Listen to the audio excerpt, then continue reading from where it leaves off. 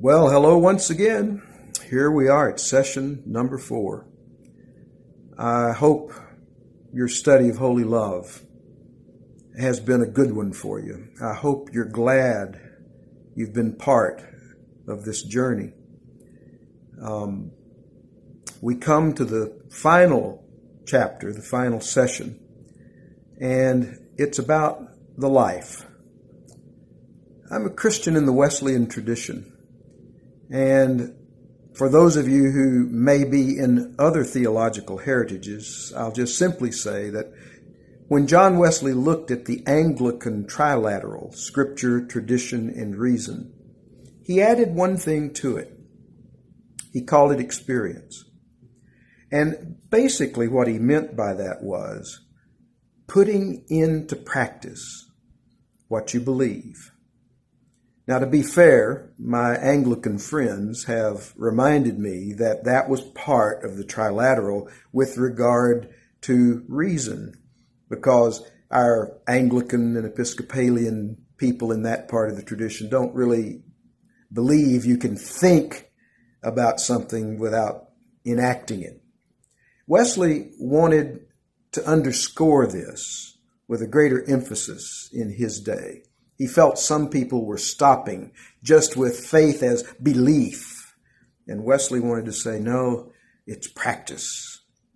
So he called it practical divinity. I could not imagine ending this book on holy love without moving your experience as a reader and as a group to that same point. How do we live what we believe? If you want to be personally an ally to LGBTQ plus people, what are some of the specific, concrete things you can do right now to put that faith into practice? If your group wants to stay together after this study's over and begin to be a kind of community of affirmation, what can you do together? What are some of the things that you'll be able to do in the future to express life together around being allies? And then in this study as a church, what might there be in your entire congregation that will enable you to make a, if you will, church-wide witness to being an affirming and reconciling congregation? That's what the final chapter is all about. I share 5 things in the chapter, and you may be led to adopt one or more of them. In other words, what I've put in the book may be exactly what you think you should do.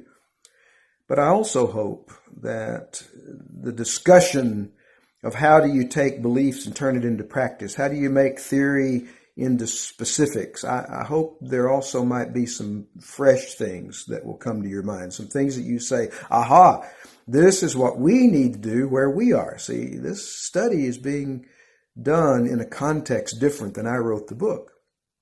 I don't know what you need to do.